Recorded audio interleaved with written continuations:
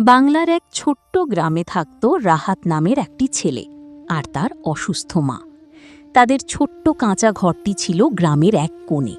চারদিকে দারিদ্র্য, কষ্ট আর অভাবের ছাপ। রাহাতের বাবা অনেক বছর আগেই মারা গিয়েছিলেন।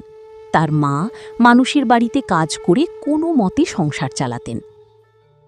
বাবা, তুই একদিন অনেক বড় মানুষ হবি। আমি বড় হয়ে তোমাকে আর কষ্ট করতে দেব না, মা।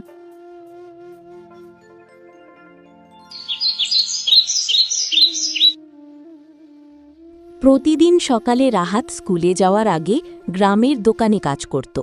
সন্ধ্যায় এসে মায়ের জন্য ওষুধ কিনে আনত। একদিন দোকানদার তাকে বকা দেয়। এই রাহাত, এত দেরি কেন? মায়ের শরীর খারাপ ছিল কাকা। তোর এসব কথা শুনতে চাই না। রাহাত চুপচাপ কাজ করতে থাকে। এক বর্ষার রাতে হঠাৎ রাহাতের মায়ের শরীর অনেক খারাপ হয়ে যায়। বাইরে প্রচণ্ড বৃষ্টি আর ঝড়। রাহাত দৌড়ে গ্রামের ডাক্তারকে নিয়ে আসে। দ্রুত শহরে নিয়ে গিয়ে চিকিৎসা করাতে হবে। কিন্তু ডাক্তার সাহেব, আমার কাছে টাকা নেই। চেষ্টা করো বাবা, সময় খুব কম। রাহাত গ্রামের মানুষের কাছে সাহায্য চাইতে যায়। কেউ দরজা বন্ধ করে দেয়, কেউ অপমান করে তাড়িয়ে দেয়। নিজেদেরই চলতে কষ্ট হয়। সবাই কি আর তোমাদের জন্য বসে আছে? রাহাত কান্না চেপে বাড়ি ফিরে আসে। রাহাত মায়ের পাশে বসে কাঁদতে থাকে আর বলে, মা, আমি শহরে যাচ্ছি টাকা আয় করতে। একলা কিভাবে থাকবি বাবা? তোমাকে বাঁচাতেই হবে, মা। পরদিন ভোরে ছোট্ট একটি ব্যাগ নিয়ে রাহাত শহরের উদ্দেশ্যে রওনা দেয়। শহরে এসে রাহাত অনেক কষ্টে একটি হোটেলে কাজ পায়। সে থালা ধোয়ে, টেবিল পরিষ্কার করে, বাজার করে, রাতে ফুটপাথে ঘুমায়।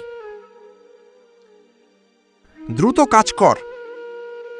ক্লান্ত শরীর নিয়েও রাহাত শুধু মায়ের কথা ভাবত। রাহাত নিজের মনে মনে বলে, আমাকে টাকা জোগাড় করতেই হবে। একদিন গ্রামের এক প্রতিবেশী শহরে এসে রাহাতকে একটি চিঠি দেয়। চিঠিতে লেখা ছিল, বাবা রাহাত, আমি জানি তুই অনেক কষ্ট করছিস। আমার জন্য নিজের জীবন নষ্ট করিস না। তুই শুধু ভালো মানুষ হ। তোর সফলতাই হবে আমার সবচেয়ে বড় সুখ। চিঠি পড়ে রাহাত কাঁদতে থাকে। অনেক মাস কঠোর পরিশ্রমের পর রাহাত কিছু টাকা জমাতে পারে। সে খুব খুশি হয়ে গ্রামের উদ্দেশ্যে রওনা দেয়। এবার মা ভালো হয়ে যাবে। তার চোখে তখন শুধু মায়ের হাসি মুখ। বাড়ির সামনে এসে রাহাত দেখে অনেক মানুষ দাঁড়িয়ে আছে। তার বুক কেঁপে ওঠে। ধীরে ধীরে ঘরের ভিতরে ঢুকে দেখে সাদা কাপড়ে ঢাকা তার মায়ের নিথর দেহ। রাহাত চিৎকার করে, মা!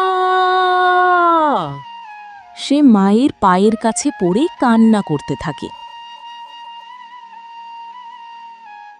এক বৃদ্ধা প্রতিবেশী রাহাতকে আরেকটি ছোট্ট চিঠি দেয়।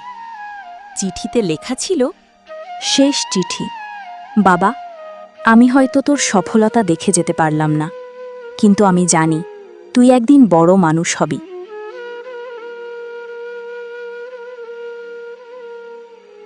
রাহাত একজন বড় ডাক্তার হয়।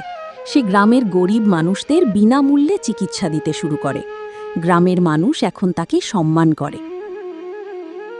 একদিন সে মায়ের কবরের পাশে দাঁড়িয়ে বলে, মা, তোমার স্বপ্ন আমি পূরণ করেছি। বাতাসে গাছের পাতা নড়ে ওঠে। রাহাতের চোখ ভিজে যায়।